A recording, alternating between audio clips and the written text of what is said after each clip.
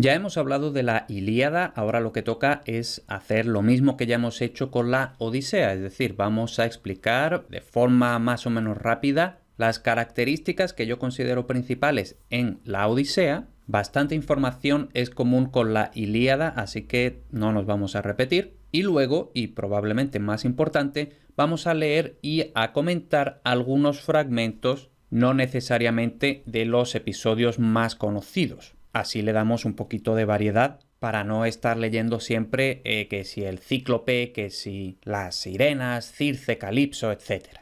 Entonces empezamos por el resumen del resumen del resumen. ¿Qué es la Odisea? Es decir, ¿de qué va? En este caso, la Odisea es bastante literal porque la Odisea va de Odiseo, es decir, el héroe griego a veces más conocido como Ulises, que es el nombre latino de Odiseo en griego. Entonces, la Odisea va de Odiseo, concretamente de su regreso desde Troya, tras haber conquistado, destruido, etc., la ciudad, hasta Ítaca. Y por supuesto, este regreso no podía ser simple, sino que se convierte en lo que conocemos actualmente como una odisea. Es decir, que le pasa de todo, casi se muere 1000 veces, por el camino pierde a todos los compañeros, etc.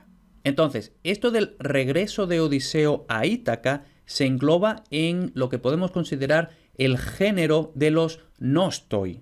Esto era pues prácticamente un género literario, o quizá género literario es demasiado, pero sí que era un tema que ya estaba ahí en la literatura. Es decir, el tema del héroe que regresa a casa y por el camino le pasa de todo. Entonces, eso es el tema, el género, si lo queremos llamar así, de los nostoi. Y por cierto, aquí vemos que nostos tiene que ver con nostalgia. Algia, dolor, nostos, regreso. Entonces, la nostalgia literalmente es el dolor por el regreso, ¿no? Cuando tú quieres volver a un sitio, pero no puedes y entonces eso te duele, ¿no? Eso literalmente es la nostalgia. Ahora, como todos sabemos, en la Odisea pasan 1000 aventuras, pero propiamente, como vamos a ver un poquito más adelante, el relato recoge solo los últimos 40 días del viaje. Propiamente, todo lo que ocurre en el regreso de Odiseo a Ítaca, etc., todo eso se extiende durante 10 años. Es decir, desde que Odiseo sale de Troya hasta que llega a Ítaca pasan 10 años, pero en la Odisea propiamente solo aparecen los últimos 40 días del viaje.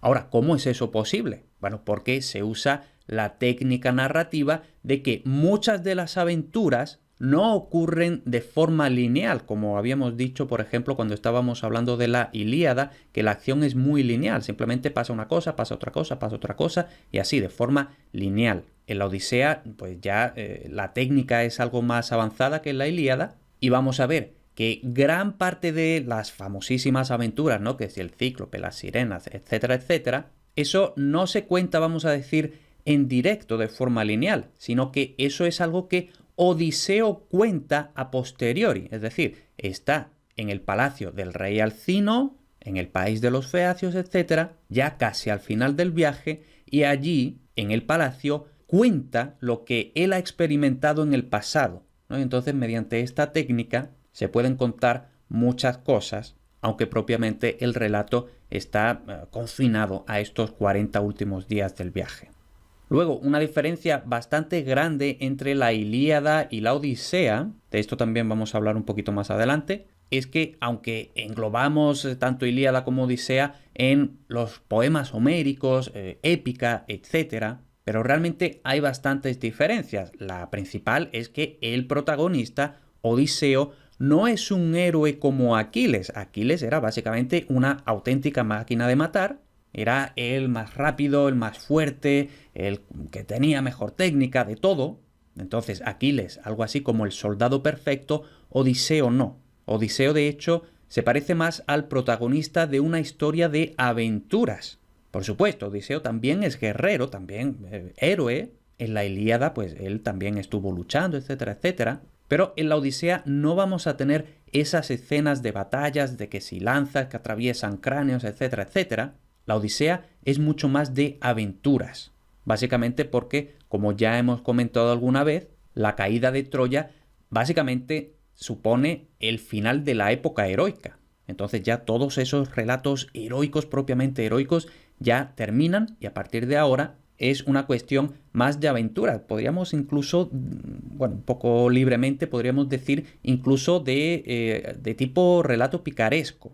Y luego algo que es bueno que tengamos en cuenta, porque normalmente pensamos en la Odisea y eso, ¿no? Pensamos que en el regreso de Odiseo a Ítaca, que si el cíclope Polifemo, las sirenas, no sé qué, no sé cuánto, la matanza de los pretendientes y poco más. Y sin embargo, ese grueso del relato, todas estas aventuras tan míticas y tan fantásticas, que es lo que ocurre, o sea, lo que Odiseo relata en la corte del rey Alcino, tal y como hemos dicho al principio, ¿no? Pues eso que en nuestra imaginación es lo gordo de la Odisea, sin embargo, ocurre solo en los cantos entre el quinto y el duodécimo. Si tenemos en cuenta que la Odisea son 24 cantos, igual que la Ilíada, eso supone que es solo un poco más del cuarto del relato, donde ocurren todas estas aventuras y todo eso. Además de las famosas aventuras de Polifemo, sirenas, etc., ocurren bastantes otras cosas.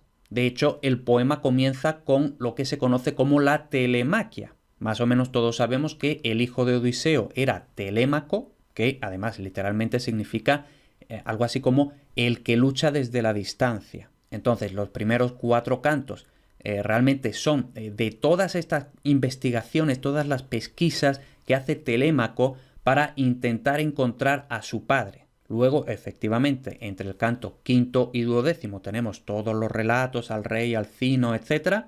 Aquí, por supuesto, estoy simplificando mucho, ¿no? Pero bueno, del canto quinto al duodécimo, relatos en la corte del rey Alcino, y luego canto decimotercero al 24º, es todo lo que ocurre en el regreso real a Ítaca, matanza de los pretendientes, etcétera, etcétera. Por supuesto, y tal y como ya dije con la Ilíada, aquí lo suyo es que después de lo que vamos a hacer nosotros aquí, cada uno, por su cuenta y riesgo, se lea la Odisea completa. Bueno, más allá de todo esto, vamos a ver ahora un poquillo de, vamos a decir, teoría, vamos a ver un poco de lo que podríamos considerar contexto histórico.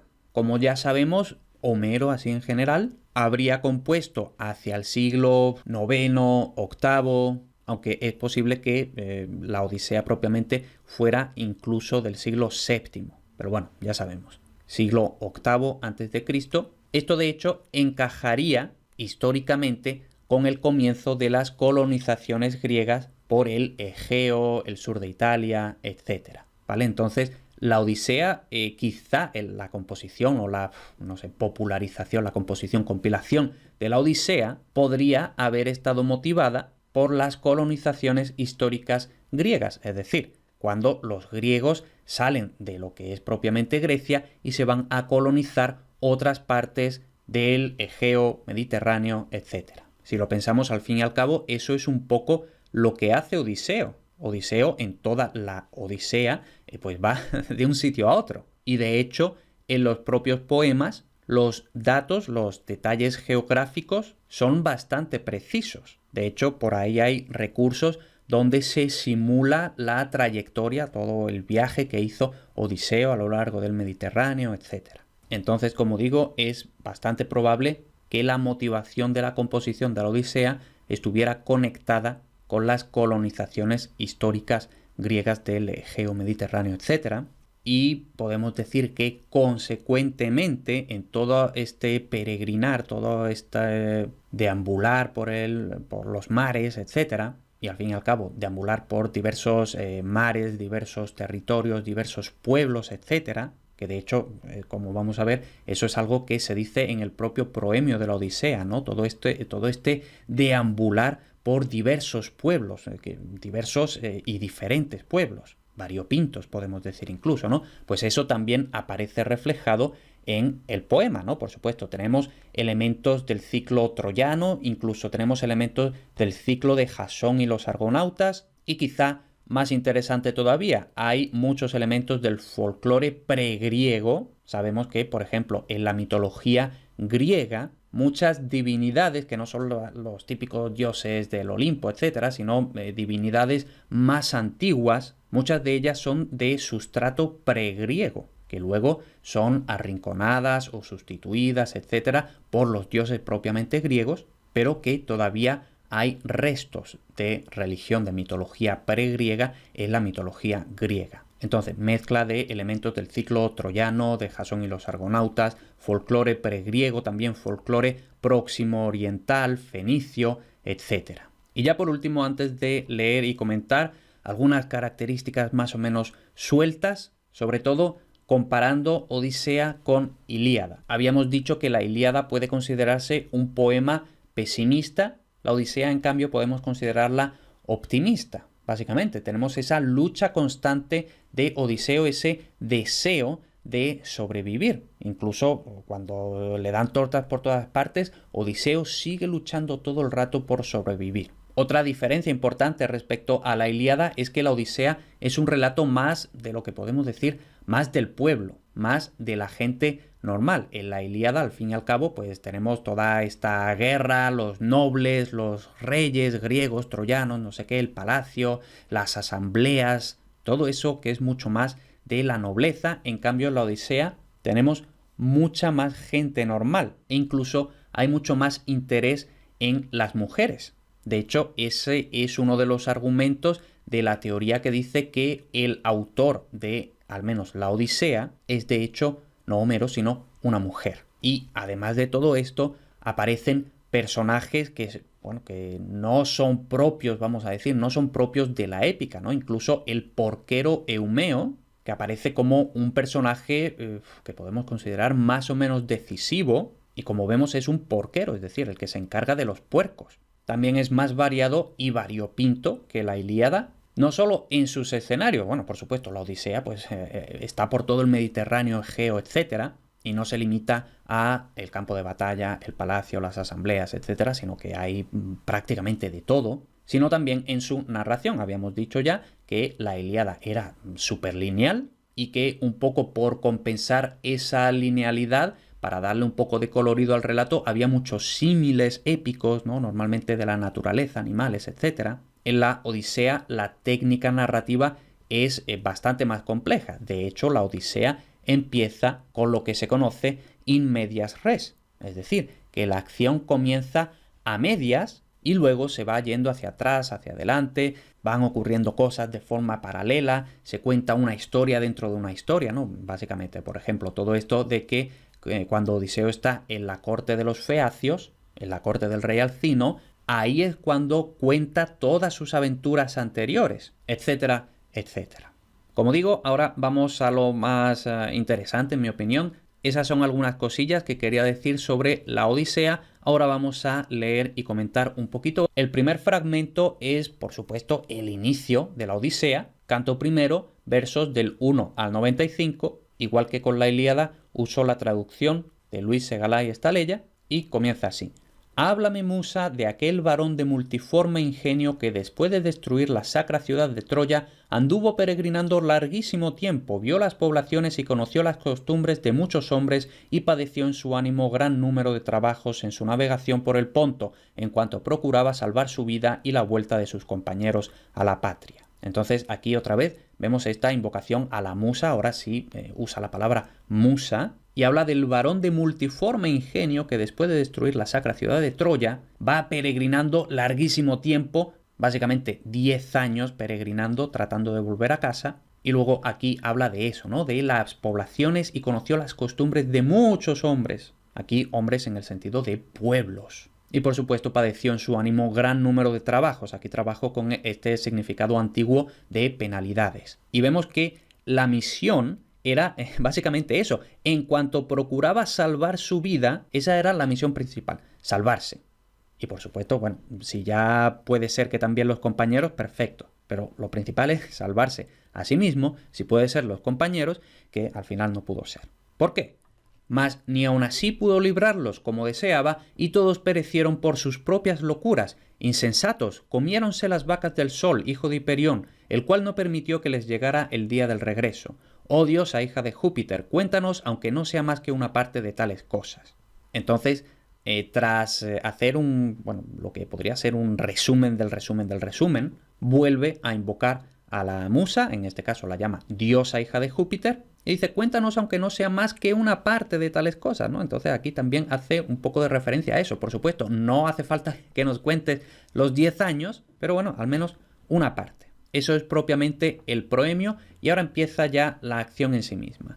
Ya en aquel tiempo los que habían podido escapar de una muerte horrorosa estaban en sus hogares, es decir, aquí está hablando de que todos los héroes griegos que habían sobrevivido a la guerra de Troya, ya para aquel entonces los que efectivamente habían sobrevivido ya habían llegado de vuelta a sus hogares, salvos de los peligros de la guerra y del mar. Y solamente Ulises, Odiseo, que tan gran necesidad sentía de restituirse a su patria y ver a su consorte, hallábase detenido en hueca gruta por Calipso, la ninfa veneranda, la divina entre las deidades que anhelaba tomarlo por esposo.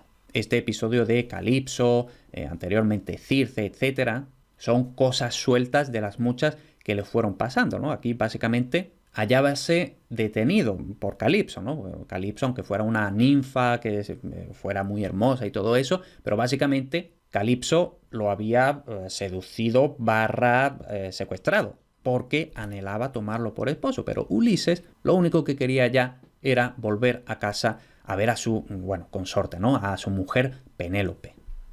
Con el transcurso de los años llegó por fin la época en que los dioses habían decretado que volviese a su patria, a Ítaca, aunque no por eso debía poner fin a sus trabajos, ni siquiera después de juntarse con los suyos.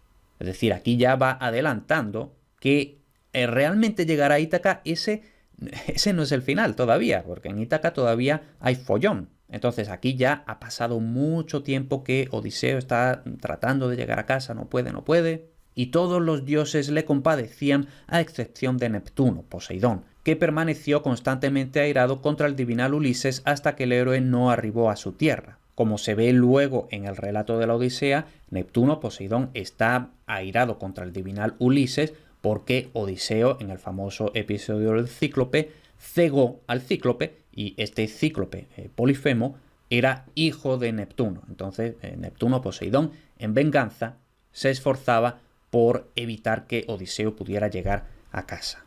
Mas entonces habíase ido Neptuno al lejano pueblo de los etíopes, los cuales son los postreros de los hombres y forman dos grupos que habitan respectivamente hacia el ocaso y hacia el orto del sol, para asistir a una hecatombe de toros y de corderos. Mientras aquel se deleitaba presenciando el festín, congregáronse las otras deidades en el palacio de Júpiter olímpico. O sea, básicamente aquí lo que está diciendo es que los dioses, así en plan contubernio, esperaron a que Poseidón no estuviera para decir, bueno, ahora que no está Poseidón, vamos a ver qué hacemos con Odiseo.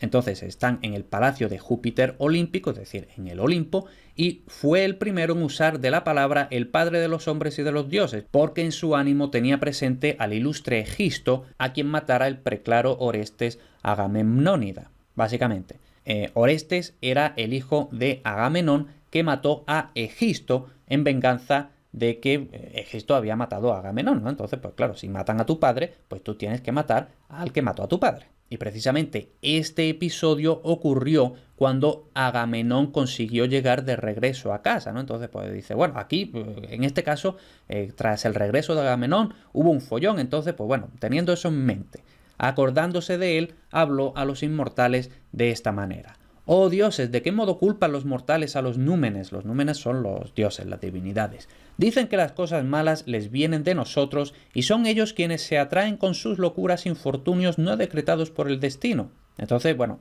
aquí no me voy a poner filosófico, ¿no? Pero aquí básicamente está diciendo que, por supuesto, los hombres culpan a los dioses cuando pasan cosas malas, pero aquí los dioses dicen, no, eso no son culpa nuestra, eso es que los hombres están muy locos. Así ocurrió con Egisto, que oponiéndose a la voluntad del hado, es decir, del destino, casó con la mujer legítima del Atrida de Agamenón y mató a este héroe cuando tornaba a su patria, no obstante que supo la terrible muerte que padecería luego. Entonces, pues aquí dice, bueno, si él sabía que lo iban a matar, ¿para qué mata él a Agamenón? De hecho, nosotros mismos le habíamos enviado a Mercurio, a Hermes, el vigilante ergicida, con el fin de advertirle que no matase a aquel, ni pretendiera a su esposa, pues Orestes Atrida tenía que tomar venganza, no bien llegara a la juventud y sintiese el deseo de volver a su tierra. Así se lo declaró Mercurio, mas no logró persuadirlo con ser tan excelente el consejo, y ahora Egisto lo ha pagado todo junto. Entonces esto, en parte, es como una especie de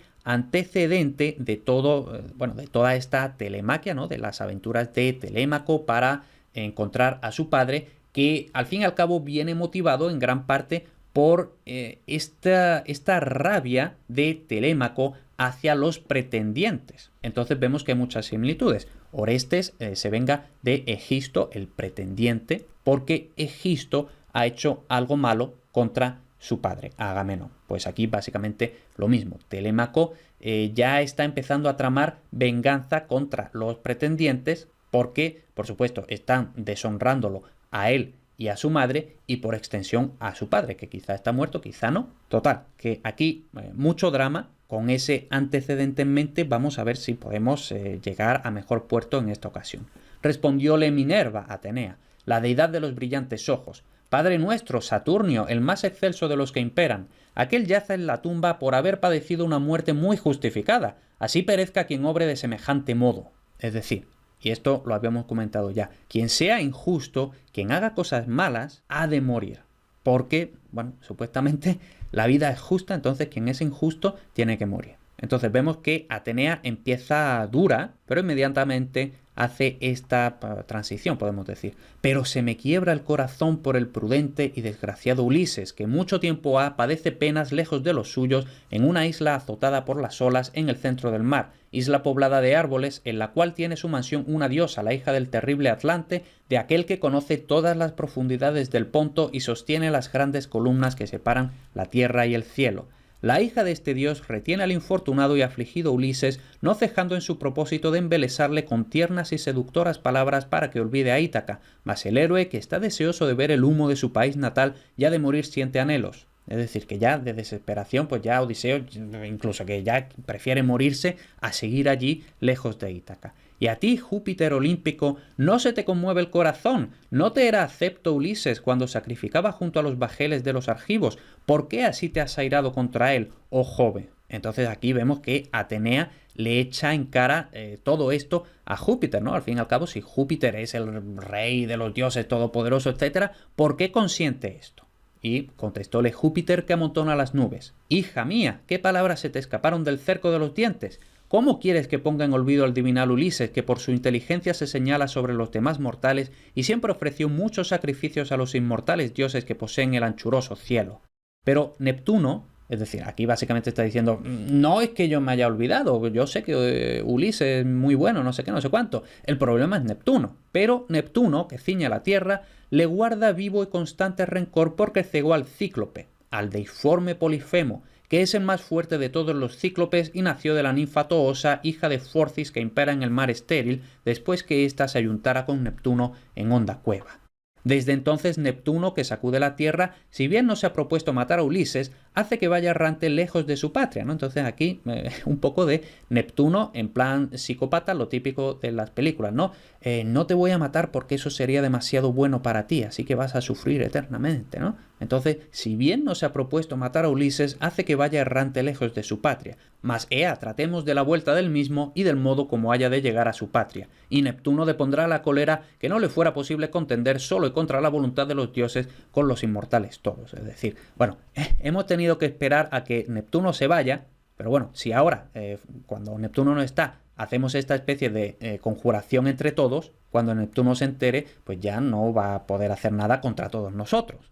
Y respondióle Minerva, la deidad de los brillantes ojos: Padre nuestro, Saturnio, el más excelso de los que imperan, si les place a los bienaventurados dioses que el prudente Ulises vuelva a su casa, mandemos a Mercurio, el mensajero argicida, a la isla Ogygia, y manifieste cuanto antes a la ninfa de hermosas trenzas la resolución que hemos tomado para que el héroe se ponga en camino. Bueno, aquí por cierto, no estoy parándome a comentar muchas cosas que ya habíamos estado comentando en la Ilíada, ¿no? En fin, todo esto de los epítetos, ya se han repetido varias veces los mismos epítetos los mismos personajes, etc. Entonces, aquí Atenea está básicamente trazando el plan. Vamos a mandar a Hermes a que le diga a la ninfa de hermosas trenzas, a Calipso, que tiene que soltar a Odiseo, que ya no lo puede retener. Eso por una parte. Por otra parte, Yo, en tanto, yéndome a Ítaca, instigaré vivamente a su hijo y le infundiré valor en el pecho para que llame al ágora a los aqueos de larga cabellera y prohíba la entrada en el palacio a todos los pretendientes que de continuo le degüellan muchísimas ovejas y flexípedes bueyes de retorcidos cuernos. Y le llevaré después a Esparta y a la arenosa Pilos para que, preguntando y viendo si puede adquirir noticias de su padre,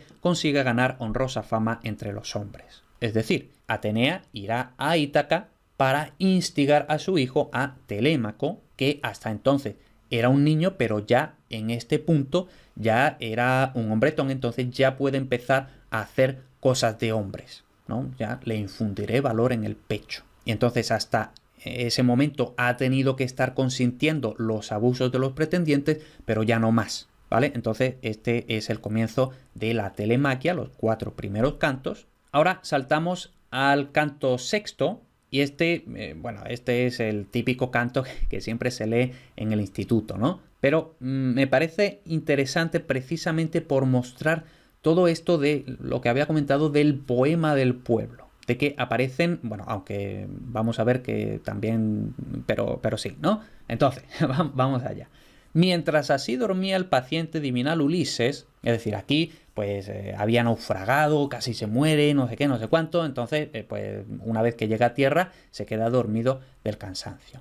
Rendido del sueño y del cansancio, Minerva se fue al pueblo y a la ciudad de los feacios, los cuales habitaron antiguamente en la espaciosa Hiperea junto a los cíclopes, varones soberbios que les causaban daño porque eran más fuertes y robustos. De allí los sacó Nausito, semejante a un dios, condújolos a Esqueria, lejos de los hombres industriosos, donde se establecieron. Construyó un muro alrededor de la ciudad, edificó casas, erigió templos a las divinidades y repartió los campos. Mas ya entonces, vencido por la parca, es decir, que ya había muerto, había bajado al Orco y reinaba Alcino, cuyos consejos eran inspirados por los propios dioses, y al palacio de éste enderezó Minerva, la deidad de los brillantes ojos, pensando en la vuelta del magnánimo Ulises. Penetró la diosa en la estancia labrada con gran primor en que dormía una doncella parecida a las inmortales por su natural y por su hermosura, Nausica, hija del magnánimo Alcino. Entonces tenemos al rey Alcino y a esta doncella parecida a las inmortales por su natural y por su hermosura, Nausica, la hija del rey. Cabe a la misma, a uno y otro lado de la entrada, hallábanse 2 esclavas a quienes las gracias habían dotado de belleza y las magníficas hojas de la puerta estaban entornadas.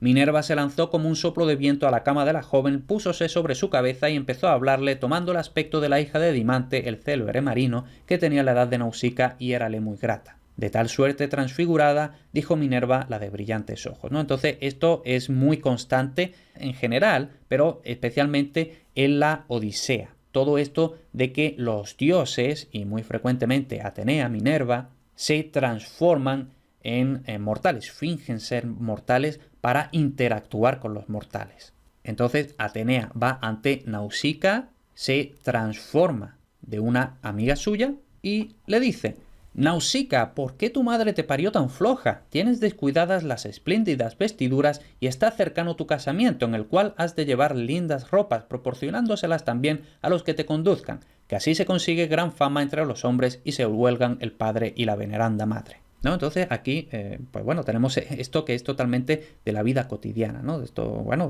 tú que ya eres mocita, te tienes que empezar a preocupar por tu casamiento, por las ropitas, no sé qué, no sé cuánto, ¿no? Vayamos pues a lavar tan luego como despunte la aurora y te acompañaré y ayudaré para que enseguida lo tengas aparejado todo, que no ha de prolongarse mucho tu doncellez. Es decir, que ya no puedes actuar como una niña, ya eres casi una mujer, puesto que ya te pretenden los mejores de todos los feacios, cuyo linaje es también el tuyo. Ea, insta a tu ilustre padre para que mande prevenir antes de rayar el alba las mulas y el carro en que llevarás los cíngulos, los peplos y los espléndidos cobertores. Para ti misma es mejor ir de este modo que no a pie, pues los lavaderos se hallan a gran distancia de la ciudad. Es decir, hay que decirle a tu padre que prepare los carros, los mulos, no sé qué, que nos vamos al río a lavar ropa. Cuando así hubo hablado, Minerva, la de los brillantes ojos, fuese al Olimpo, donde dicen que está la mansión perenne y segura de las deidades, a la cual ni la agitan los vientos, ni la lluvia la moja, ni la nieve la cubre, pues el tiempo es constantemente sereno y sin nubes, y en cambio la envuelve esplendorosa claridad. En ella disfrutan perdurable dicha los bienaventurados dioses.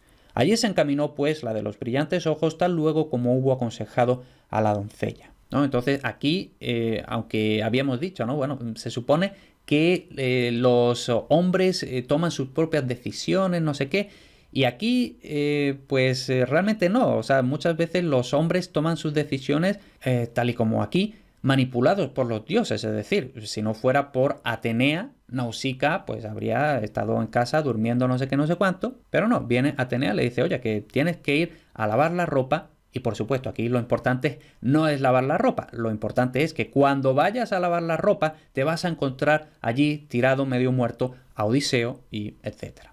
Entonces, pronto vino la aurora de hermoso trono y despertó a Nausicaa, la del lindo peplo, y la doncella, admirada del sueño, se fue por el palacio a contárselo a sus progenitores, al padre querido y a la madre, y a entrambos los halló dentro.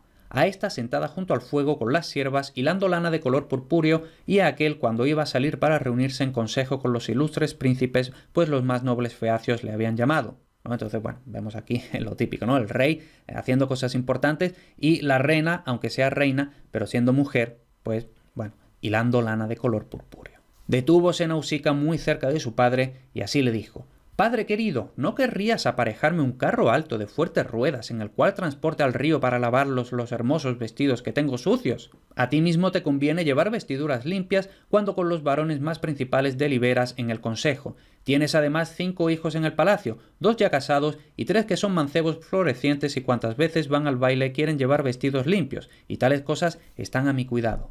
Así dijo, pues diole vergüenza mentar las florecientes nupcias a su padre. Es decir, que se inventa todo este cuento porque no, es que ya me quiero casar, no sé qué, ¿no? Entonces, mas él, comprendiéndolo todo, le respondió de esta suerte: «No te negaré, oh hija, ni las mulas ni cosa alguna. Ve y los esclavos te aparejarán un carro alto de fuertes ruedas provisto de tablado».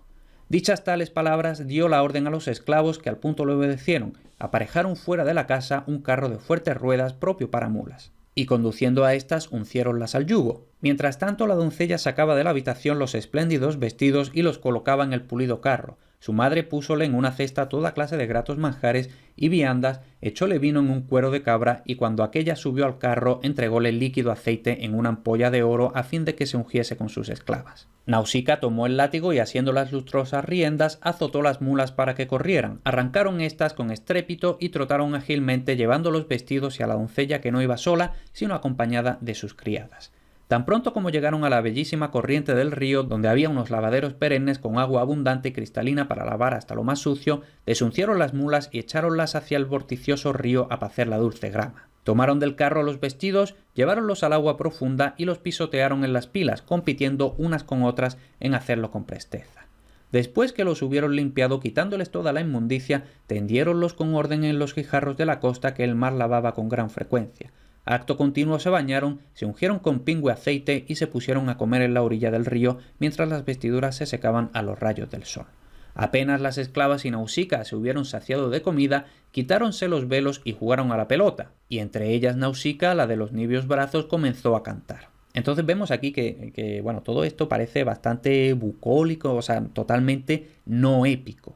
Cual Diana, que se complace en tirar flechas, va por el altísimo monte Taigeto o por el Erimanto, donde se deleita en perseguir a los jabalíes o a los veloces ciervos, y en sus juegos tienen parte las ninfas agrestes, hijas de Júpiter, que lleva la égida, holgándose la tona de contemplarlo, y aquella levanta su cabeza y su frente por encima de las demás, y es fácil distinguirla, aunque todas son hermosas. De igual suerte la doncella, libre aún, sobresalía entre las esclavas.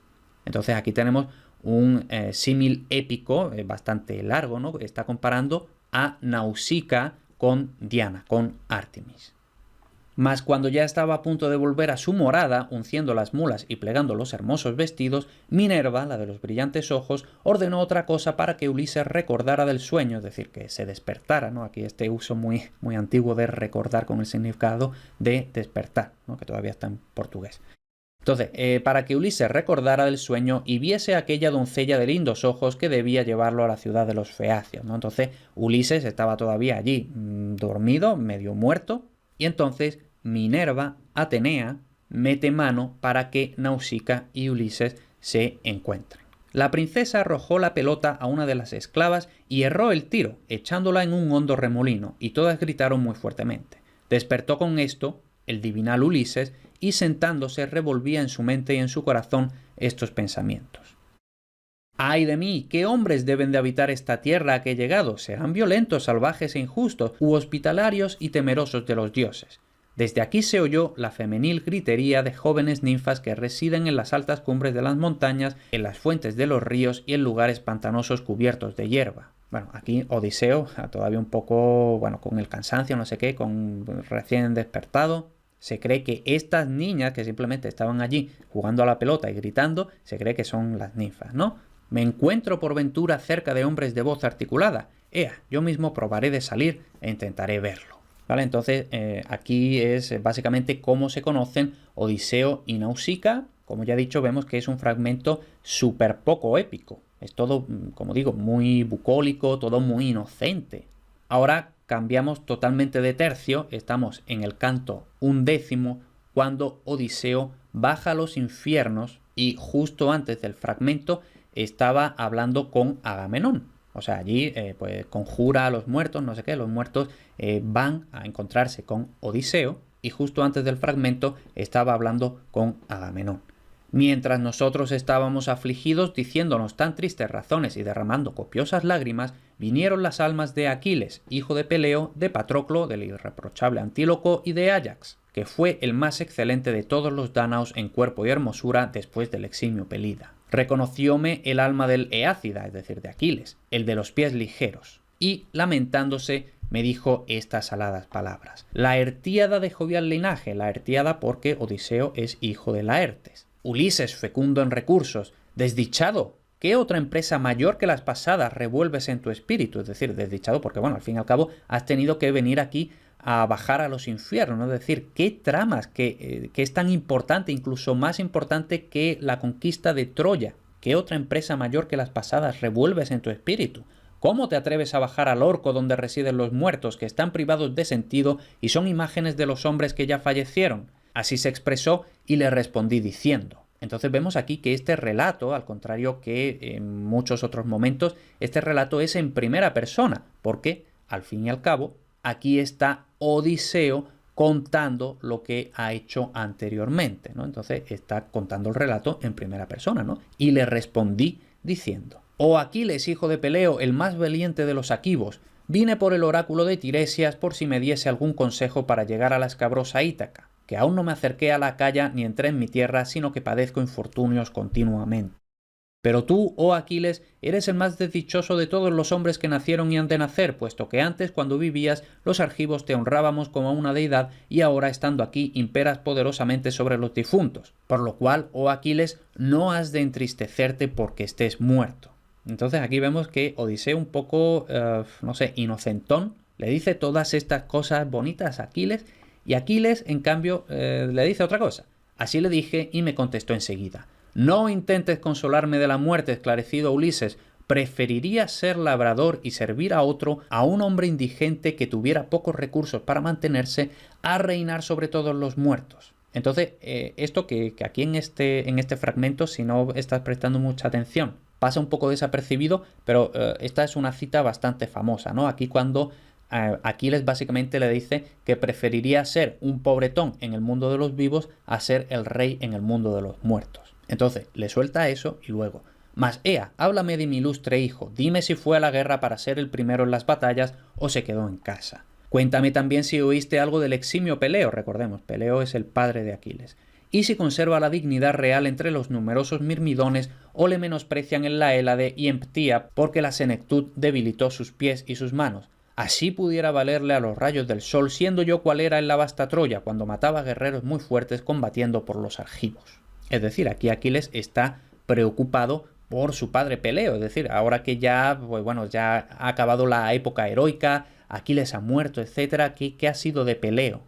Si siendo tal volviese, aunque por breve tiempo, a la casa de mi padre, daríales terrible prueba de mi valor y de mis invictas manos a cuantos hagan violencia o intenten quitarle la dignidad regia. Entonces aquí esto, en cierta forma, es una especie de mención a precisamente lo que le está pasando a Odiseo y a Telémaco en Ítaca, ¿no? Aquiles tiene miedo de que a su padre Peleo le esté pasando lo que ya le está pasando a Odiseo y a Telémaco con los pretendientes. Y ya por último, el fragmento también relativamente famoso, canto 17, versos 290 al 327, del perro de Odiseo. Ya Odiseo ha llegado a Ítaca Y este es un fragmento bueno, como digo, también es relativamente famoso precisamente porque es bastante corto, bastante de pasada, pero que a mí desde luego me parece sumamente conmovedor, ¿no? Dice: así estos conversaban y un perro que estaba echado alzó la cabeza y las orejas. Era Argos, el can del paciente Ulises, a quien éste criara, aunque luego no se aprovechó del mismo porque tuvo que partir a la sagrada Ilión. Anteriormente llevábanlo los jóvenes a correr cabras montesas, ciervos y liebres. Mas entonces, en la ausencia de su dueño, yacía abandonado sobre mucho fimo de mulos y de bueyes que vertían junto a la puerta a fin de que los siervos de Ulises lo tomasen para estercolar los dilatados campos. Allí estaba tendido Argos, todo lleno de garrapatas. Al advertir que Ulises se aproximaba, le halagó con la cola y dejó caer ambas orejas, mas ya no pudo salir al encuentro de su amo. Y éste, cuando lo vio, enjugóse una lágrima que con facilidad logró ocultar a Eumeo, a quien hizo después esta pregunta: Eumeo, es de admirar que este can yazga en el fimo, pues su cuerpo es hermoso, aunque ignoro si con tal belleza fue ligero para correr o como los que algunos tienen en su mesa y solo por gusto los crían sus señores.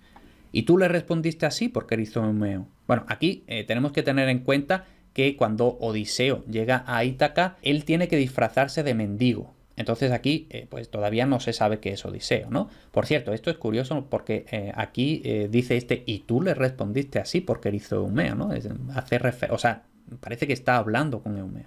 Ese can perteneció a un hombre que ha muerto lejos de nosotros, es decir, la creencia general en Ítaca es que, bueno, después de 20 años, si Odiseo no ha vuelto, es que ya estará muerto, ¿no? Entonces, Eumeo le dice a Odiseo, sin saber qué es Odiseo: ese can perteneció a un hombre que ha muerto lejos de nosotros. Si fuese tal como era en el cuerpo y en la actividad cuando Ulises lo dejó al irse a Troya, pronto admiraría su ligereza y su vigor. No se le escapaba ninguna fiera que levantase, ni aun en lo más hondo de intrincada selva, porque era sumamente hábil en seguir un rastro. Mas ahora abrúmanle los males a causa de que su amo murió fuera de la patria, y las negligentes mozas no lo cuidan porque los siervos, así que el amo deja de mandarlos, no quieren trabajar como es debido, que el longividente Júpiter le quita al hombre la mitad de la virtud el mismo día en que cae esclavo. No, entonces básicamente está diciendo que este perro era magnífico cuando Odiseo todavía lo estaba cuidando, pero desde que Odiseo se fue hace 20 años, el perro ha quedado abandonado y malviviendo. Diciendo así, entróse por el cómodo palacio y se fue derecho a la sala hacia los ilustres pretendientes. Entonces la parca de la negra muerte se apoderó de Argos después que tornara a ver a Ulises al 20º año. Por supuesto, si no se ha notado antes, el perro sí que reconoce a Odiseo, por supuesto, al perro no lo puede engañar. Y entonces, pues algo así también un poco como lo que sale en las películas, ¿no? Una vez que el perro ha cumplido su deber de esperar al regreso de Odiseo, ya puede morirse tranquilo. Entonces la parca de la negra muerte se apoderó de Argos después que tornara a ver a Ulises al 20º año. Bueno, con eso terminamos esta parte de la Odisea. En la siguiente parte, ya intentaré que sea más rápida, hablaremos no solo de los himnos homéricos, también mencionaremos alguna cosilla de la batracomiomaquia.